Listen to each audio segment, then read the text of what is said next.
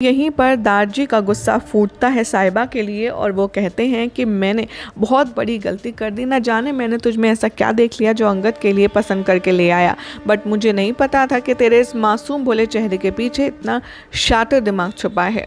साहिबा, तू मेरे घर का हिस्सा नहीं है, मैं तुझे अपने घर का हिस्सा नहीं मानता और अब से तू भले ही इस घर में रहेगी लेकिन तेरा मुझसे कोई रिश्ता नहीं है, तेरा इस घर से कोई रिश्ता नहीं है। मेरे लिए तू इस घर की अब बहू नहीं है और तूने जो कुछ किया है वो इतना शर्मनाक है कि उसके बाद मैं तुझसे कोई रिश्ता तो क्या, मैं तुझे देखना तक नहीं चाहता। दारजी फिर जाते हैं अंगद के पास और कहते हैं कि ये सब कुछ जो साहिबा में करने की हिम्मत आई है, जो साहिबा ने किया है, वो सब कुछ तेरी शय से हुआ है।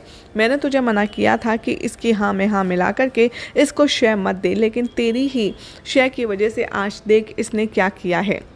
यहाँ पर दारजी साहिबा को और भी जली कटी सुनाते हैं और बहुत इंसल्ट करते हैं और बहुत ही बुरा बुरा कहते हैं, लेकिन साहिबा उफ तक नहीं करती और चुपचाप बेचारी सुनती रहती है, खड़ी रहती है।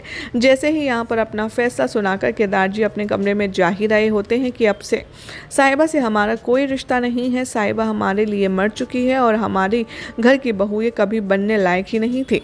तभी यहाँ पर इंदर आते हैं और दारजी को रोकते हैं और कहते हैं कि बस 2 मिनट और दारजी। यहाँ दिखाया जाएगा कि इंदर दारजी से कहता है कि ये लड़की अगर इतनी शातिर है और इसके दिल में दिमाग में हमारे घर वालों के लिए जहर घुल रहा है तो भला इसे यहाँ एक छत के नीचे रहना ही क्यों है, इसे यहाँ रखना खतरे से खाली नहीं है। और मैं तो ये कहूँगा कि इस लड़की को अंगद की ज़िंदगी में ही नहीं रहना चाहिए।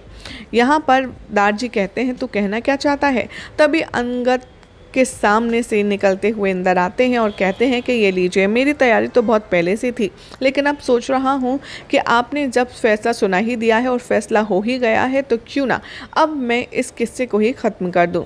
यहाँ पर इंदर कहता है कि ये रहे डिवोर्स के पेपर्स और ये अंगद और साहिबा से साइन करवा लेते हैं ताकि वो लोग भी चैन की सांस बिता पाएँ।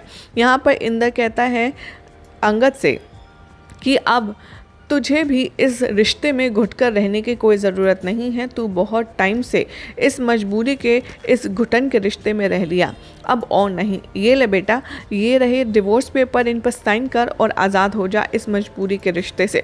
ये सब सुनकर साहिबा चुप रहती है और कुछ नहीं कहती और बेचारी रोती रहती है और अंगद काफ़ी ज़्यादा शौक है, इनफैक्ट घर वाले सभी शौक हैं डिवोर्स पेपर की बात सुनकर। और यहाँ पर बहुत ही ज़्यादा सीरियस सिचुएशन आपको नज़र आने वाली है।